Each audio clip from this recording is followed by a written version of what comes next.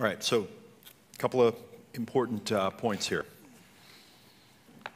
Minds, especially our Western minds, that have been programmed with this way of looking at the world that started with Aristotle, and he really created a reality perspective that we have all moved into without realizing it, and that there are others. At the core of this lives one structure, and that structure is this idea of unchanging being, ising. And that structure got into our minds in these words.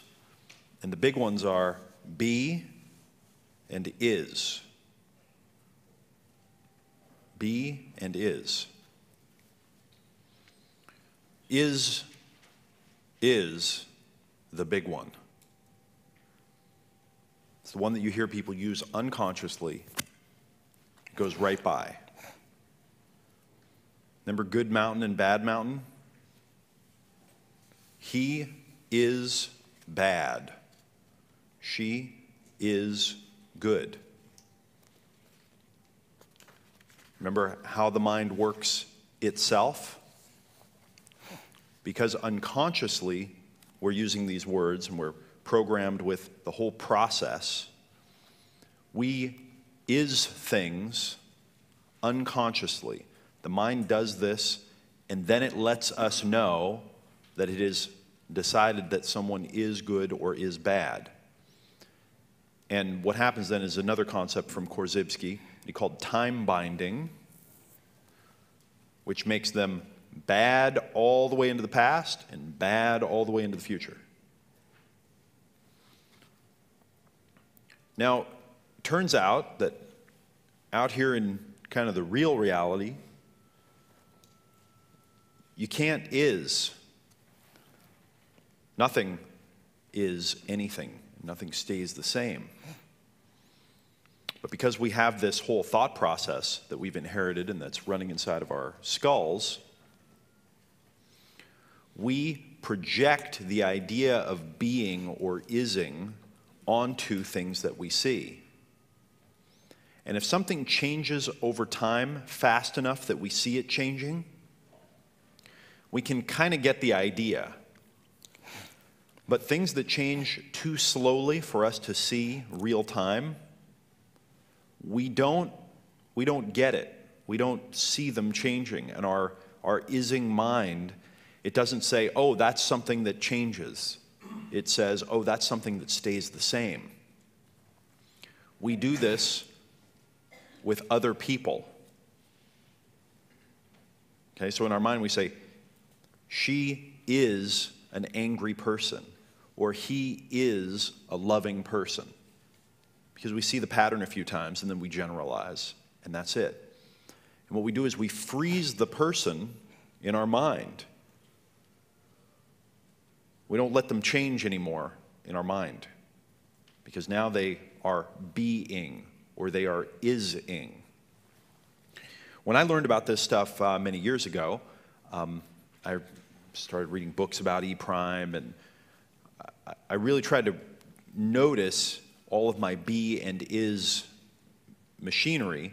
And you'll notice that in my writing, if you read any of the kind of the things that I write, you'll see that I use quotation marks. I think I probably hold the record for quotation mark usage. And I'm continually stretching the language and messing, just getting to the edge of what's accepted to try to communicate what's going on up here and get across the dynamic nature of what it is that I'm saying, right? So here are a couple of mechanisms that I've found that help me do this thing the best and the simplest, the highest leverage. And they are to try to move away from using is and be and to replace with the word as. As. And two phrases that I use very often Okay? One is experience as,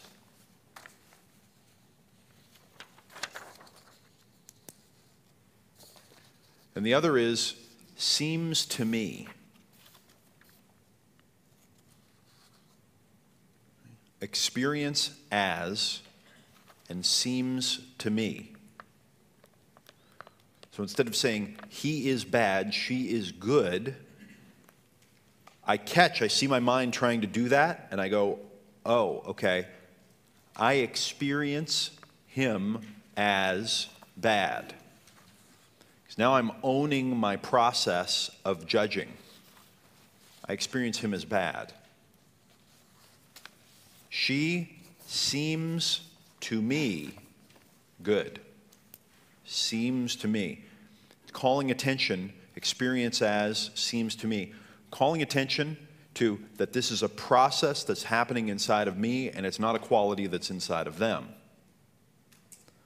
Letting go of be, is, and are is another one. These are all the idea of freezing something, time binding it into being.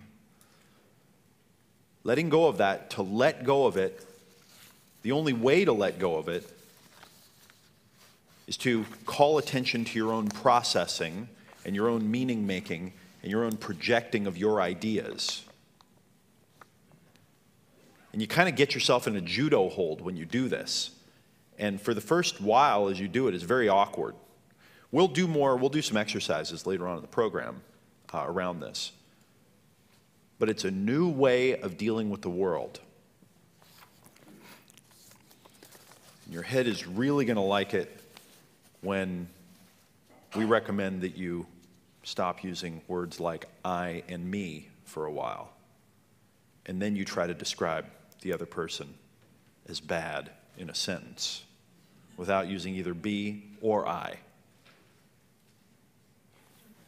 I, in many ways, is almost as dangerous a word as the verb to be. Because I is the way we define ourselves, and it's the way in that definition that we limit ourselves. And once again, we talked about abstraction, and when we say I, what exactly do we mean by this thing we call I? That, in some ways, is the ultimate question.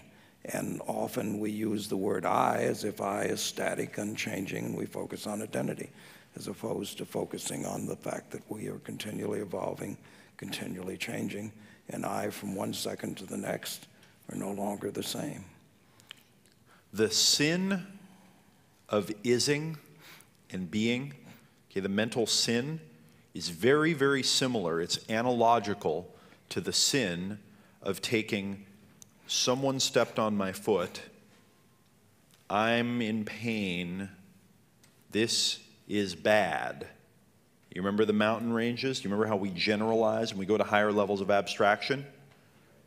This is very similar to that. Freezing things and taking them from being dynamic, changing, moving, to ising them, aring them, freezing them.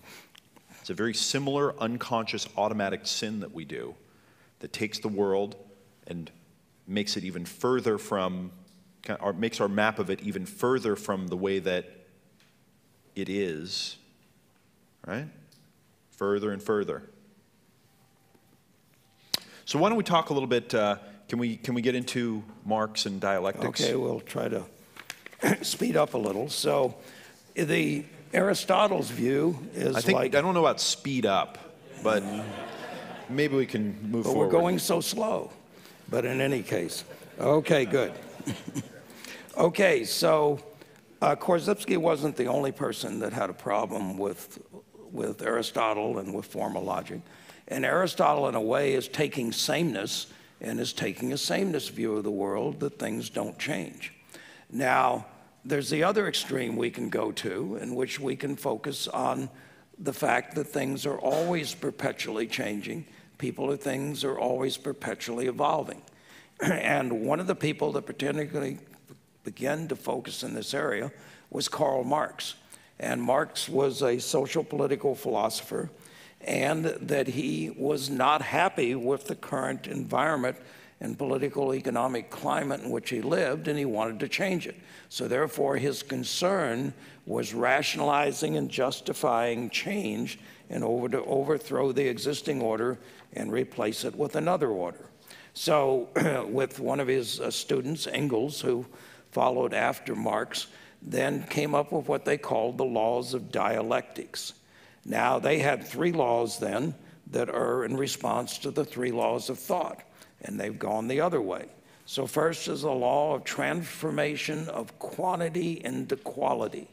Change in nature takes place suddenly and abruptly rather than by gradual accretion. Gradual alterations in the quantity of something are not necessarily accompanied by a merely gradual alteration in its characteristics. The changes which take place in nature are not merely quantitative.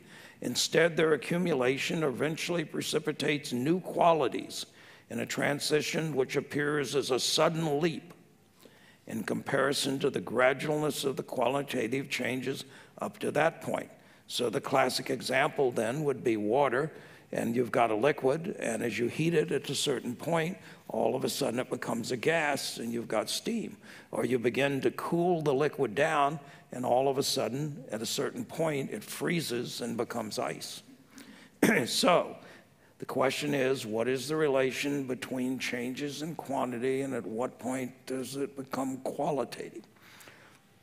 Second is the law of the negation of negation. The series of quantitary changes and emerging qualities is unending. Each state or phase of development is considered a synthesis which resolves the contradictions contained in the preceding synthesis and which generates its own contradictions on a different qualitative level. Contradiction is what moves the world. Movement itself is a contradiction. Human progress occurs by means of destruction, which leads to better things.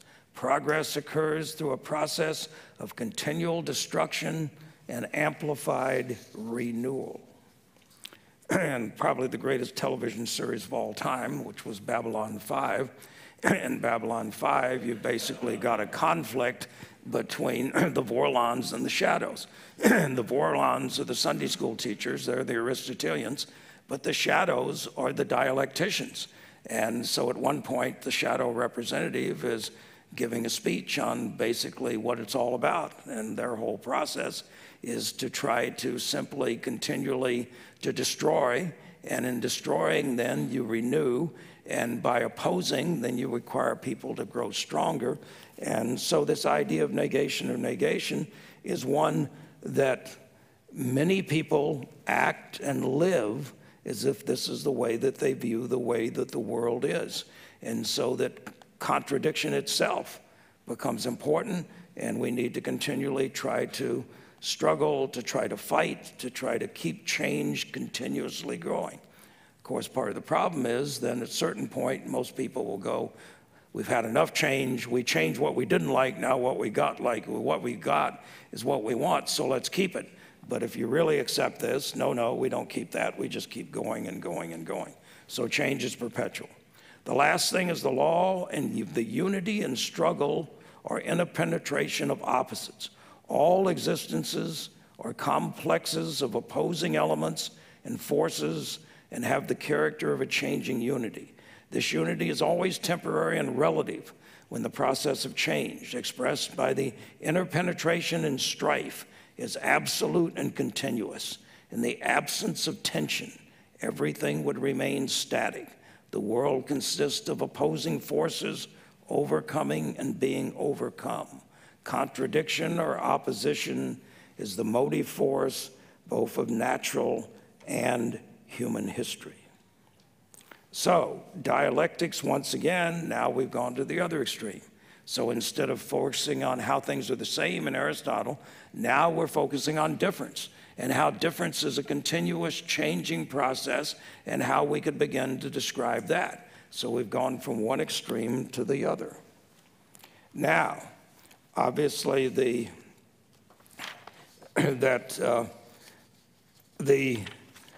that Marx and Engels didn't like the laws of thought, so that because that they were exactly the reason, because they're focused on sameness rather than focused on difference, and now they've gone to the other extreme in order to deal with it. So isn't dialectics something then that everybody believes, that everybody accepts? Let's take a vote once again. How many of you believe that the law of transformation of quantity into quality, and at a certain point, quantitative change will result in qualitative change? Okay, thank you for your honesty.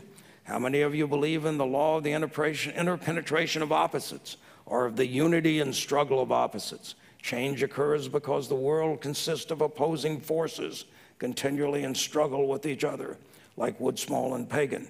And that these two opposing forces come together and continually coming and overcoming and being overcome in an endless process. How many people believe in that? Ah, I see, we got everybody on that one. And okay, what about the law of the negation of negation? A progress occurs through continual destruction and amplified renewal. Okay, we got more dialecticians than we've got Aristotelians.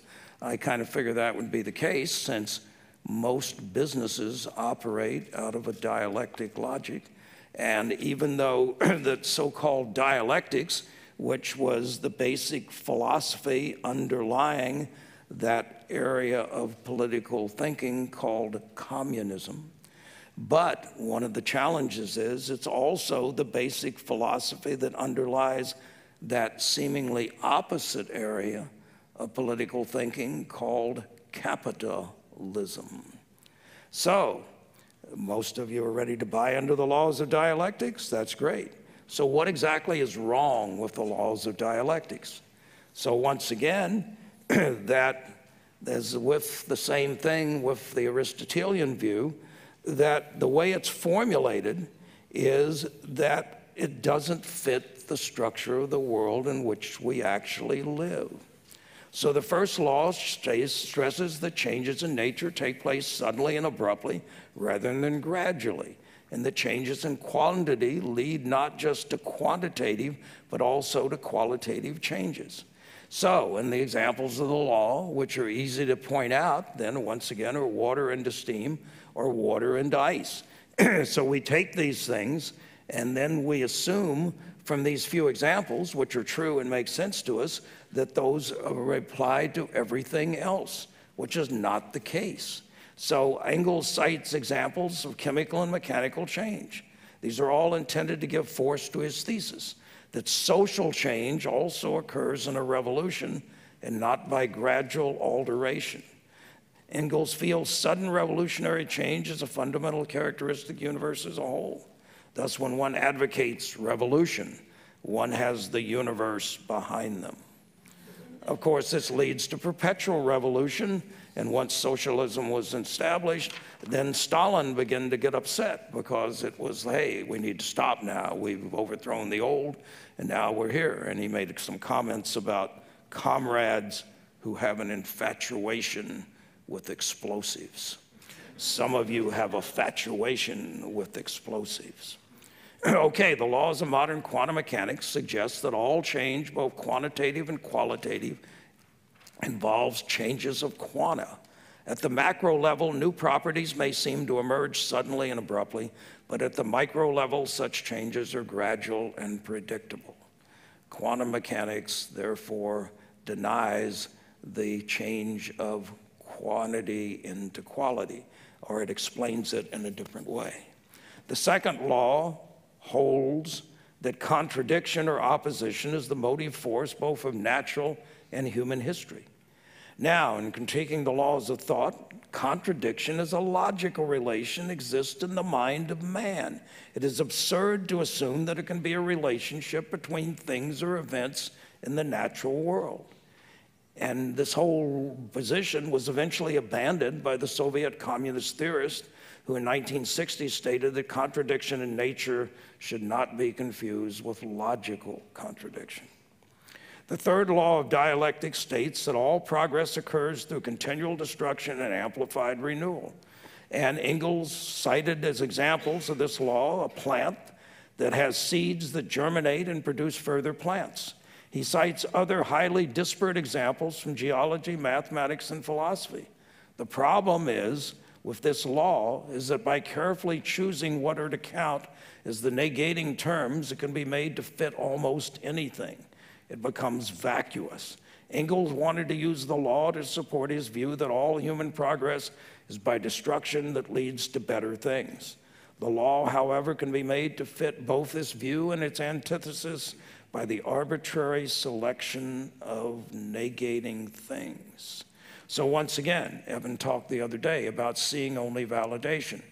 So Marx and Engels came up with their laws. They looked out in the world, and then they came up with examples that they could use to justify this view. And when we look at things further, we find that these examples may justify the view, but there are other examples, and that they've seemingly seen only validation and have selected things that validate their view.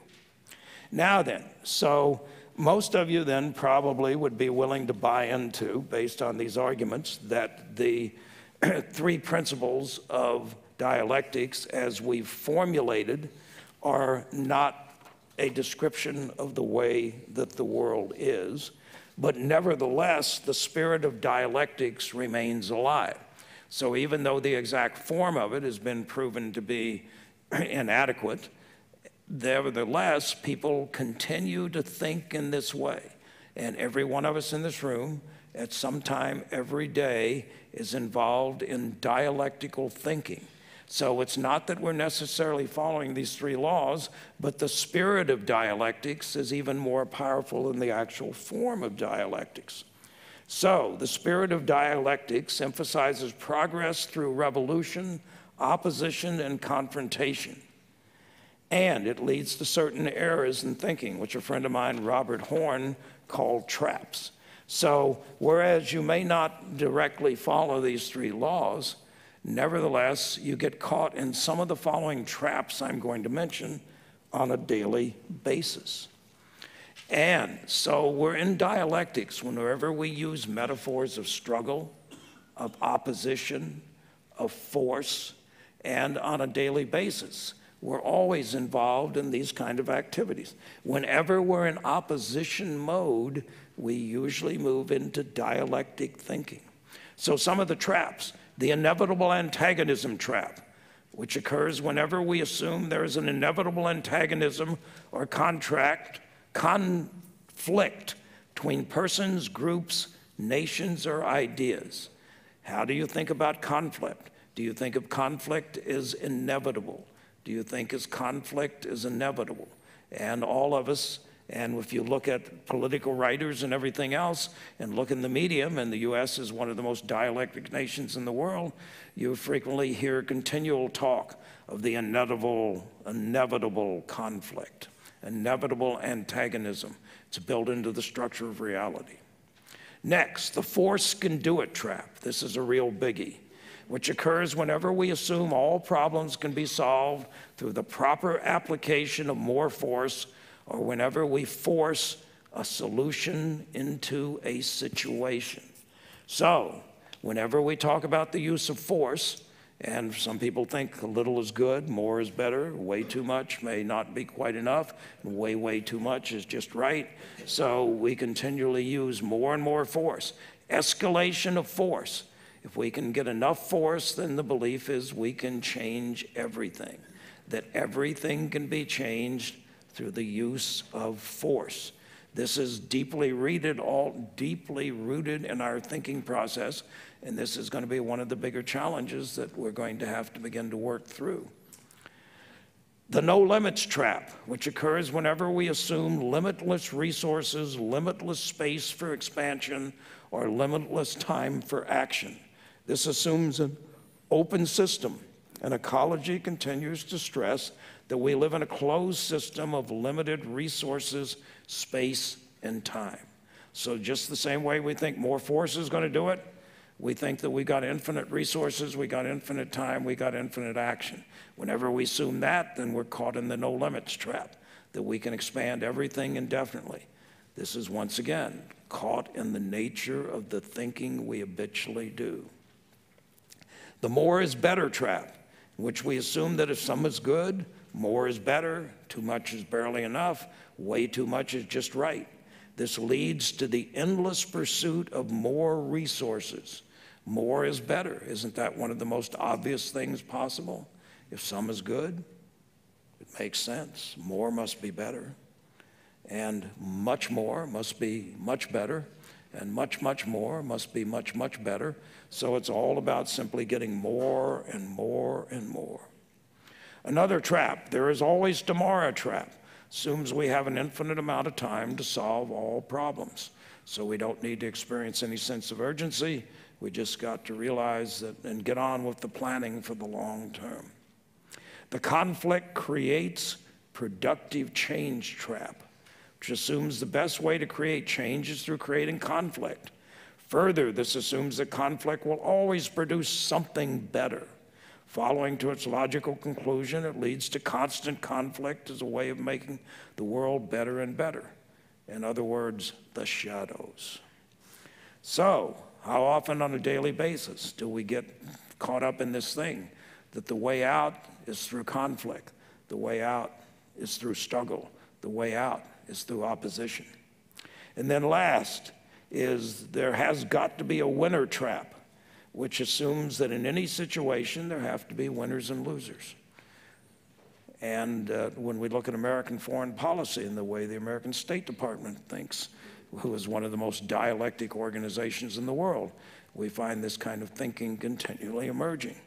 And there's got to be a winner. And so therefore that if we go into conflict, there are going to be winners and losers. And if we think in this term, then of course we move away from conciliation, we move away from conflict resolution, we move away from cooperation and collaboration, and instead we move into then force and opposition.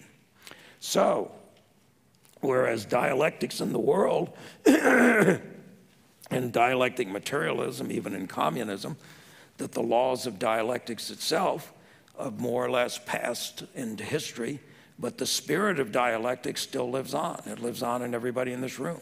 And it was interesting when I asked which of these laws you believed in, that more people in the room raised their hands to believe in the laws of dialectics than they did to believe in the laws of thought. And as I said, I'm not surprised, because the business world in many ways is the ultimate embodiment of dialectic type of thinking. And once again, this leads to our problems. So what is this seminar about? It's about mind control. It's about how to use your brain to create success.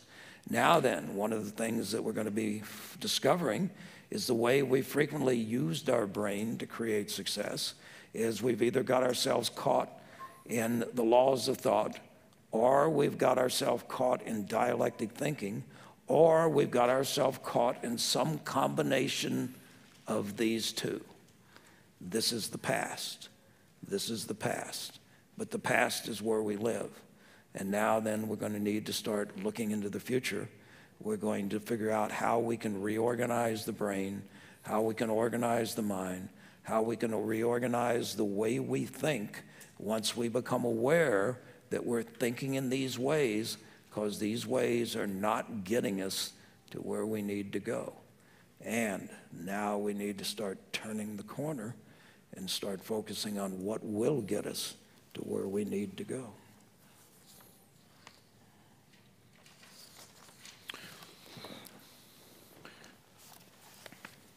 So there are obviously a lot of layers to these challenges. Okay? Maybe we're just starting to get a glimpse of like what we're really facing here if we want to take control of our minds and then use them with intention to create the success that we want in the future. We started by looking at the structures and the processes internally and externally that prevent us from having and getting control. We looked at kind of more of the superficial stuff. Now we're getting closer to home. Okay, now we're realizing that, you know, there's someone in here that's screwing this up for me. And they've been doing it for a long time. And they're in collusion with a lot of others. Right?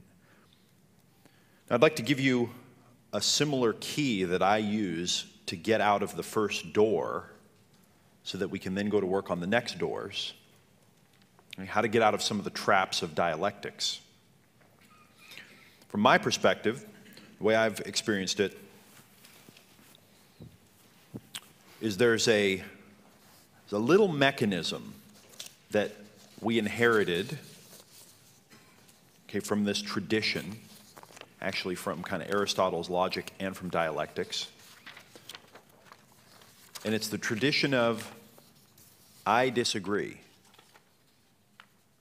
Wyatt and I did a program, a 5-day program on teaching and learning. And we talked about, at the very beginning, there are 2 traps that we want to avoid if we want to learn and teach well. And one of the 2 was, I disagree. And if you watch, just start noticing this one. When you say something, or you have an opinion, or you have a perspective on something, watch how others are waiting. It appears that they're waiting for the opportunity to say, I disagree. I don't know if I believe that. I don't know if that's a good idea. No, you know what? I don't think so. That's all I disagree, right? Kind of wrapped up, masquerading. And what we do is, there are several different kind of versions of the story that we've got going on, but what we think is, I'm being a philosopher when I do that, or I'm being a scientist, okay, or I'm being pragmatic. There are a whole bunch of reasons for it that we've got, a whole bunch of narratives behind I disagree, okay? But I disagree is like the symptom of this disease. It's kind of a symptom that we have it. Now, if you're really into I disagree or having your own, kind of no, that's not right. It's complex to get out of this one because it's very threatening to the identity in a lot of ways. But what I've found very useful, is to realize that I disagree, and that whole thing, like everything that goes with it, even though a lot of very sophisticated, very successful people use it, and a lot of people get good results with it, that it can work as a strategy, that it actually traps you and it separates you from others and from the world. Okay, it puts a barrier between you and others. And that we have, just realize, generally speaking, we have so much more in common than we have in difference. All the way down to the subatomic, atomic, and genetic levels. We have so much more in common than we have different. I mean, we've got like, I don't know what it is, 60% of our genes we have in common with a banana, okay? And on the importance scale, when you look at our destinies on a round planet where we're all breathing the same air, and every time you inhale, you're inhaling oxygen that was inside the body of every human that's ever lived. Okay, some oxygen from every human. We're all wrapped up. We all have a common destiny. And when you see that, it might give you a glimpse into how every time that the disease of I disagree pops up and manifests itself, that it's putting blinders on you and it's causing you to, in a way, violate yourself and all of us. Okay, it's a way to kind of take the knife out and stick it into yourself and to others. Okay, now what I'm not suggesting is that we can't have our own perspectives or that we can't argue with spirit and say, no, look at it this way and so forth.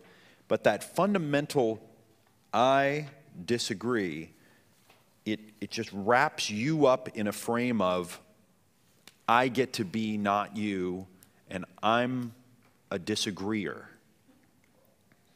And it focuses us on the black spots. I once had a friend who described a model of relationship to me 20 years ago that she got from a book somewhere. I don't know where it came from. And she said, an excellent analogy is draw a circle, and it's this big, beautiful white space inside. Draw a circle on a piece of paper. And that's like a relationship. Okay, that's like a beautiful, pristine relationship full of possibility. And when you catch on something, or there's a conflict or something like that that happens in there, right, that there's a little black spot put in the circle. And then there's another black spot put when you trip over something else, another one. And eventually, you've got this big white circle, and there are little black spots. But it's still almost completely white. But then what we do, because we're interesting human chimps, is we start looking at the circle, but only focusing on the black spots. And that's how we begin to see the whole relationship. We don't see the circle anymore. That's I disagree and identifying inaction. So my answer to this is, number one, anytime you're saying, I disagree, or no, I don't think so, or any of that arguing with the other person, like on the level of you're right or wrong, notice when that comes up, kind of just take a breath and go, okay, I'm doing the little disease of disagreement thing. I'm a little trapped in my Aristotle logic. I'm trapped in my Korzybski being categorization. I think that that's really the way it is. Okay. And the solution, the answer, when you're interacting with another human being and they're doing something that looks ridiculous or retarded or whatever, pig-headed, and you would normally say, I disagree, you do a very counterintuitive move, which is you say, all right, let me see if I can understand how you're seeing the world. Teach me to get it the way you're getting it. Because I know that there's something in there. There's some kernel of something. You may be generally inaccurate. You may be 80% off the mark. But teach me how you got there. Teach me your path up that mountain so I can see from that vista with the faith and confidence that when you get there, standing next to them, okay, on that little, view spot, confidence that you're going to go, oh, I see what you're saying. I got what you're saying. Okay, that gets rid of this division thing and that whole I get to disagree and, have my way. But then something more important, okay, from the vista when you're standing out looking with them, find a point out there that both of you are going to. Find the common destiny, find the common path. And we have most of them in common. It can be aspirations to have a healthy body.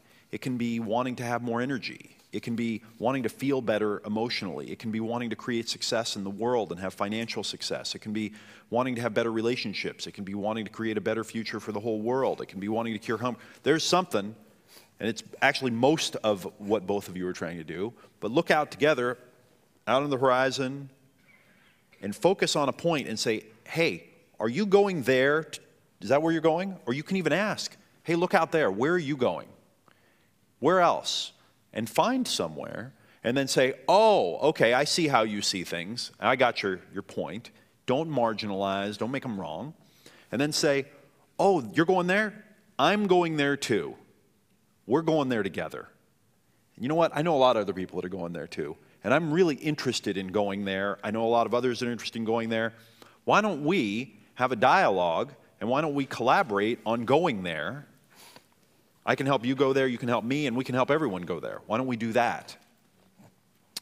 And this process of kind of eliminating I disagree and eliminating you're wrong, and even ultimately eliminating the concept of conflict from your paradigm, ultimately the true concept of conflict dissolves. that's when a lot of this just goes away. It melts. And if you look for it, you'll realize, oh, it's always been here. It's always been available, and it's always 99.99999% of the equation. But in my illusion of being a separate self, and my illusion of having an identity, and my illusion of we're on different pages, and my illusion of needing attention, and in my fog and my patterned behavior of playing my childhood games over and over and needing approval and attention and recognition, I'm just seeing us as separate and focusing on this thing. So I get to say, I disagree. So I get to do my little, assert my little thing and get to feel important for a second and then get to think that I'm smart because I'm using science or philosophy. See that game for what it is? It dissolves. It's another key that unlocks the door that lets you out of this whole thing. Okay, but no one can do it but you. Okay, no one can do this but you. All right, here's what we're going to do. I want you to we're going to go a little bit long this session. Just stay with me. This is very important. Turn to the person next to you, ideally someone you don't know, and just tell them what you got out of this. Like, what's your realization? Don't look at your notes. Just tell them what did you get right now. About 2 minutes apiece. Go. When I talk about chimping, okay, when I use that term, what I'm pointing to is that the other 4 great ape species, chimps, bonobos, orangutans, gorillas, these are the ones that can do things like learn languages, that kind of stuff. These are, they have a lot in common with us. As Franz de Waal, the primatologist who wrote Our Inner Ape, as he talks about, we usually look at the animal kingdom and at the other great ape species, and we take the things that we don't like about ourselves and that humans do, and we go, oh, that's our animal side, that's our dark side. But what we don't do is we don't look at all the things we like about ourselves and realize that that's also the animal side, and they do all that stuff as well. Right? And when I talk about chimping, what I'm meaning is that if you look at chimps or you look at bonobos, which is another species of great ape that's very similar to a chimp, that these are very conflict-oriented, violent beasts. Okay? All of them. Okay? Both. And we might say, well, you know, the chimp is more violent, and the bonobo, but they're all, they beat the shit out of each other. They're very violent with each other, hurt each other. And this is kind of them in their natural state, so to speak. And I don't know, maybe humans went there and taught them some of this stuff, and 100,000 years ago, and it got into their culture. I don't know, could have happened. But there's something very unlikely about all of us sitting here listening to these sounds that we think mean things, wearing these clothes that have symbols on them, right?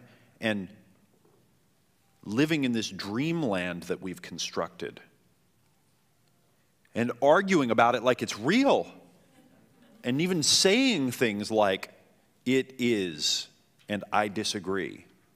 There's something that's so spectacularly unlikely about that, it's really mind-blowing. And so when I'm talking about chimping, and when Wyatt and I are talking about all of these habitual behavioral patterns and the unconscious mind and how language and culture run and all these things that are pulling us apart and all these magnets that are pulling on us from every direction and how they're layered, or when I'm talking about how the mind works itself, the hint behind all of it is to notice the chimp chimping and to notice the thought thinking and to notice the story that we've created to make it all seem like we're the one running the show and that we're right and that we and the others that we know are the right ones and we have the right paradigm and we have the right government and the right religion and the right all that stuff. Just notice that for a second. Because then at some point you kind of give up and you let go of the wheel, but for the first time, you let go of the wheel intentionally and you watch the plane flying on autopilot and you go, oh, that's cool. And you watch it flying and you're aware of all the things that are happening. You go, oh, wow, that is awesome. I got one of those? That's the coolest toy ever. And you go over and you grab the wheel, you know. You notice the feeling in your feet. You direct your attention. You control your breath. And you go, oh, wow, look, other animals can't control their breath. That's cool. And then you go back to sleep. You know, and then you wake up the next day on the plane, and the plane's out of control, and you're kind of grabbing it, and you go, oh, wow, this thing is badass. Look at this thing. You following me? Because in a way, only by letting go consciously for the first time and watching it do its thing, which is spooky, and being aware of all these levels, and many that we don't have time to get into, only then can you go back over to the wheel and grab it and say, okay, now I see what this game is about. It's not about holding onto the wheel the whole time and wrestling the thing. It's not about trying to battle it or understand it or make it bad. That's not what this game is about at all. It's about seeing, here's how this thing works, here's what it's going to do forever, and here's what all the others are going to do. And I want to go there, like way out there. So let me see if I can do all the calculation. What do I do? Maybe I can put like one beacon out there, one strange attractor over there, and then now I can turn the plane a little bit this way because it was going to go that way, and it'll get itself there. Little tweaks that change the trajectory of the whole thing, but I get to let it do its thing, let it do what it's, this miraculous machine, and let us do what we're good at. Okay, that's the aha that comes, but it can only come after you see that it's doing its thing and let go on purpose for the first time and watch the chimp chimping and watch the chimp troop chimping as a troop and watch the whole thing, right? Something spooky about it all. And what arises out of this, then, is, okay, well, what can I do? How do I put that thing out there? How do I make the tweaks now so that it goes where it was going anyway, but kind of gets where I'd like it to go? And the simple, high leverage, powerful, incredible answer, and the miracle that we can do this, is what's called a vision. Making a picture of a future that doesn't exist. Vividly creating in our minds another version of reality that all the stuff that's going on now could reformulate and reformat itself to create. Okay, the plane flying with all the navigation and the jet engines and all the strange attractors and all the pulls and the distractions, that's cool that it just goes. And it goes for billions of people and it flies through the arc of a whole lifetime and it makes it. That's just so awesome. And the idea that we got one each, amazing. But what we also have, and we very rarely use, and we never learn how to use kind of professionally, and we never like master the use of, is using that visioning power as our main power. Okay, we never strengthen it and turn it into how we make the whole game work. In other words, we just stay in the reality that everyone else created for us and that the chimp created for us, and we write a story about how we're in control, and then we get into arguments about it, and we say, it is this way, and that's wrong, and that's bad, and this philosophy's bad, and this form of government's good, and you're bad, and I disagree, and we play. We never notice that that's very similar to like two cartoons on the TV arguing about what it's like to be a real human. Still inside the matrix. But when we wake up to the power of the vision, and we also wake up to the power of the chimp and the plane, that's when it can all start to come together. So what we're going to do right now is an exercise. And we're going to kind of shift gears and shift paradigms. For the first part of the program, we were focused on problems, challenges, obstacles. And we did the politically correct, modern, self-help, new age thing, and we went from talking about problems to talking about challenges. And as we talked about challenges and we reformatted them and we revisioned them, what we did was we applied all of these constraints and all of these things that control us, compete for our attention, all the rails that our train runs on, and the good mountain and the bad mountain, and the beacons and the navigation system in the computer. And we saw how much kind of weight those put on us and how much they constrain us and control our direction.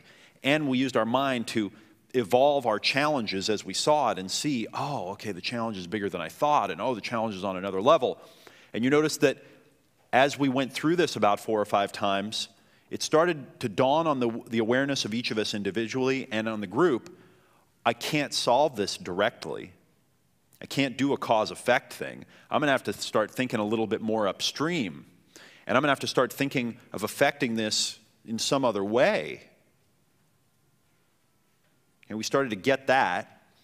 And now we're going to transition out of that mode of thinking, of focusing on problem, obstacle, challenge, and focusing on what we can't do and why we can't do it because we're on these rails and we're just going straight to hell. And we're going to start taking control of the destination. And it's not even about controlling it. It's literally about creating it. And that's what really the rest of this program is going to be about. Okay, we're turning a very important corner here, and we're kind of leaving one dimension and moving into another, truly. So now what we're going to do is we're going to take this exercise, and you'll notice what's happened is that we've got our similar quadrants. Okay, the framework is the same, but now inside the box, it says vision instead of challenge. So what we're going to do is go back to our first exercise that we did, where we listed our problems and our goals, and then the next exercise where we took those and turned them into visions and challenges. This was before we knew what we know now, all right? And what I'd like to do is invite you to look at your list of goals and visions from the beginning, and then look at your latest list of challenges that has evolved through several levels of your own thinking. And what we're going to do now is we're going to come up with at least one vision for each of these 6 boxes. It's going to take the goals and the visions that you had in the beginning of the program, and now you understand how to morph them a little bit, right? You understand how to infuse them and integrate them with what you've learned to make them a little more powerful, a little bit more specific. And you're going to take your latest iteration, your last iteration from the last exercise of your challenges, and you're going to look at the flip side and you're going to ask yourself, okay, what am I trying to do here? Like, where am I trying to go with this? Okay, I'm trying to overcome a challenge, but to what outcome? Like, where am I going? What's the direction that I'm heading? And we're going to turn this into a minimum of 6, 1 for each box. And if you got a couple for each box, that's fine. Or if one box has 3, okay. But make sure that we've got something in every box here. Okay, so we're going to take our original goals, which really you're going to just look at the visions, but look at your goals and visions. And then you're going to take your challenges from the last exercise, and you'll see that they're nicely organized, so they just map right over. And you're going to combine them and integrate them with what you've learned in this session. You're going to come up with minimum of 6, 1 for each box, visions, outcomes that you would like to create in the future of your life. You understand what to do? Okay, very important. Okay, we're going to take about, 5, 7 minutes. We'll see where we're at that point. Go. Okay, again, don't take a lot of time thinking about it. Just go for it. Just like this last one, this one's going to morph many times. Really, it's going to morph many times. You're not going to recognize all this stuff later on. And we're going to move out of this dimension even into a completely different type of format and way of thinking about it. So don't get too caught up in it. Okay, we're learning muscles here. We're not trying to get caught up in paralysis of analysis. Okay? Just work the muscle of trying to understand what is a vision that you could create in each one of these quadrants of your life. All right, 30 more seconds. Get something in each box. Just guess if you have to. Just say, well, I don't know, how about this? This makes sense. This pops up.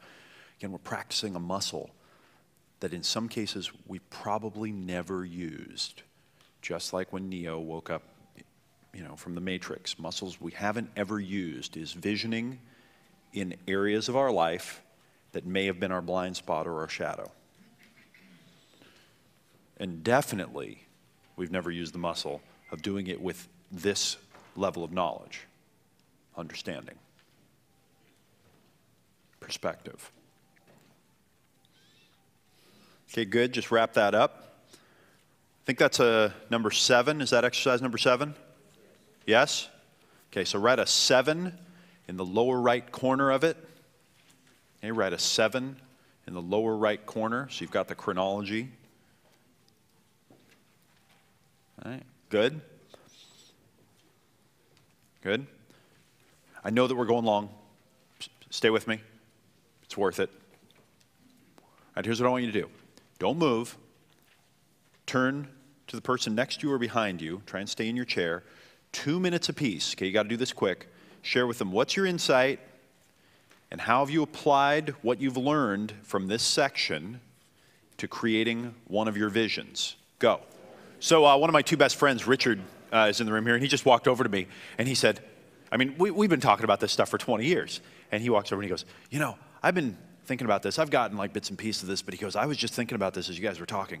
And I had got this deep fear that I don't understand reality, and I like never have any connection to it. Anybody having something like that? Just a couple people? Okay.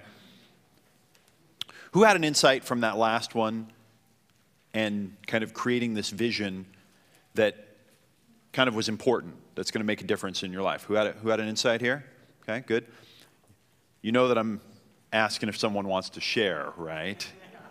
I realize it's a little destabilizing. Okay, this gentleman, you want to share? Need one over here? Yeah. Sean from Canada. This is pretty scary for me up here right now. You outside your comfort zone? High five for being outside your comfort zone. All right, so my insight is, it seems to me that I only have so much awareness in the day right now. Mm-hmm. So one of the big things for me is I want to use this awareness to make small steps so that I can affect change on my autopilot. So by doing this, what I wrote down was I have programmed structure into my autopilot that produces fantastic health and wealth. And it is just the small steps that make that happen. For using awareness to create change by building it into my autopilot, so when my autopilot's on, it's doing the things I want it to do in life, and then using my awareness to affect more change to keep building that up. Okay, now we're talking.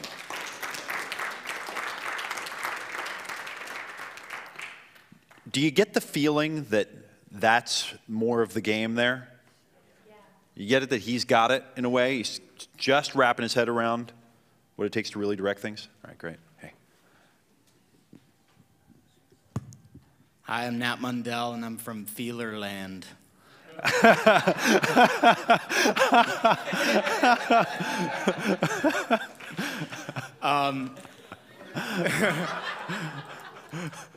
What I've been getting out of this so far, and then the last exercise really launched it into another area, just to pick up where Raj left off yesterday. A lot of the challenges that I was having and that I had mapped out in different areas, as I drilled down to them, they all had or the majority of them had an emotional internal core to them. And as I reapplied them as visions, the majority of them were in external logical solutions. Interesting. Yeah. Nice. That's a great insight. That's a good one. Thanks, Nat.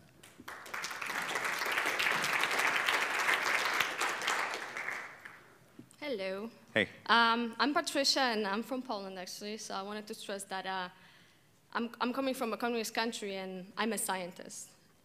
Poland. Poland, yeah. Well, it used to be, you know. I'm a very quarter communist. Polish. Oh, yeah, yeah. Nice. I only swim a quarter of the way across the lake before getting tired and then swimming back. So, you know, anyways, being a scientist and being from Poland, I have this Marxist dialectic kind of philosophy deep in me. And, you know, sitting and listening to you, I usually think, oh, you know, I completely disagree with what you said many things. And if I could, I would raise my hand all the time and say, you know, this is not true because there is exception to what you say. And, you know, I was looking at my vision today, and I saw that my vision is related to my problems from yesterday because it all has to do with exactly with that. I can't get to my vision without actually overcoming my problem that has to do with, you know, seeing things in a dialectic way. And the example that I have is I run marathons, and I've been getting a lot of injuries recently. And I treat my body as my enemy. That's how I see my body. You know, you have to kind of overcome the pain and overcome your body by your mind and, you know, run whatever it is, you know, 30 miles, 40 miles.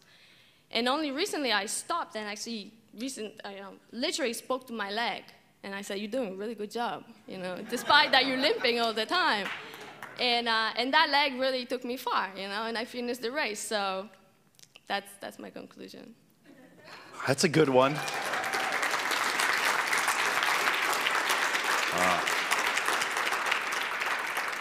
Thank you very much for your honesty and your transparency, and I really appreciate that. Thank you.